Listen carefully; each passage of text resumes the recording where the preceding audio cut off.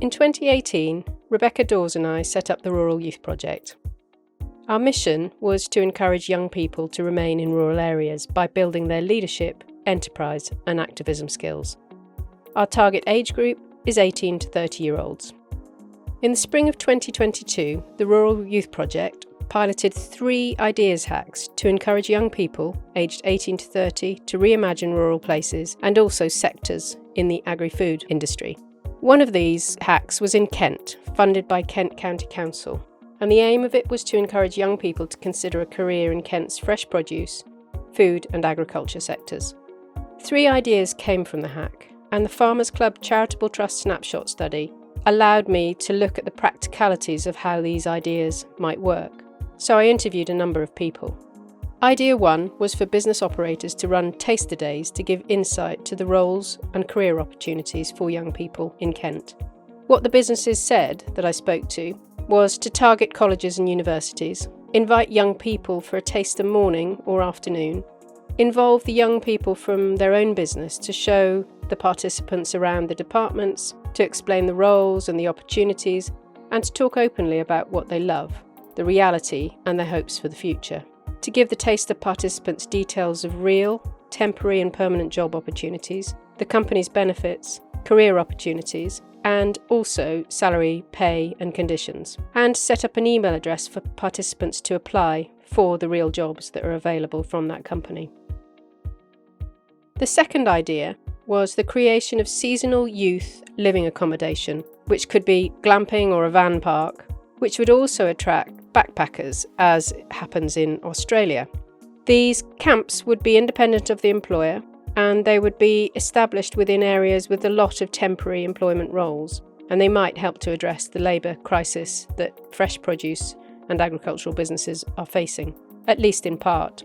What Kent's horticultural businesses, landowners and farmers said from our interviews was employers liked the idea because it meant the responsibility of providing and maintaining the accommodation wasn't theirs.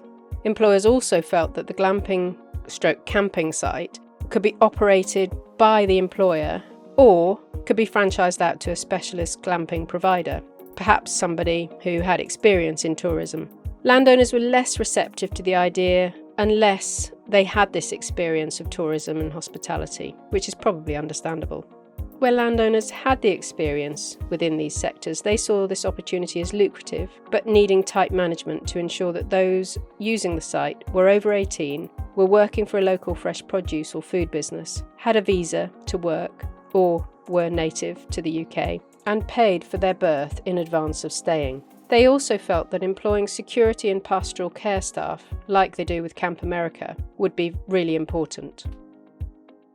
The third idea that the hackers came up with was a council-funded scheme to encourage farmers to release up to 10-acre blocks of land for young people, on which they could establish market gardens or something similar, with the support from established growers and farmers to help develop skills and markets.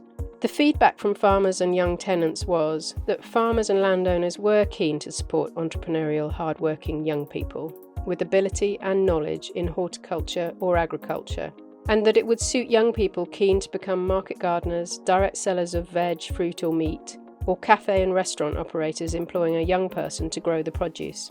Both farmers and young tenants said that informal short-term tenancies would work best, and they do work best, from some of the young people we'd spoken to in Kent, and that the relationship should be built on trust, the desire of the farm owner to help and mentor the young person. And all of them said it's best to start small, with maybe 1/2 to 1 acre, and build up to 5 to 10 acres over a 5-year period. Also important is that the young person is offered and given access to storage, but not to machinery. Mentoring is essential and a good way of building the relationship and further trust, and also the future of the business for the young person. And the cost per acre needs to be low but stretching to encourage the young person to ensure the commercial viability of their venture. What one interview said about the ideas hack concept that came up with these 3 ideas is that it had a real ability to attract young people and their ideas. I love the fact that we have so many thriving and vibrant businesses and growers that are in Kent and Medway, and what I've learned from being in the sector is that we have so many entrepreneurial businesses and growers are so entrepreneurial. And I've been really fortunate to meet some fantastic young people within Kent and Medway, and our sector needs lots of them to come and join the sector. So that's what I'm really passionate about, is the wonderful array of food that we grow.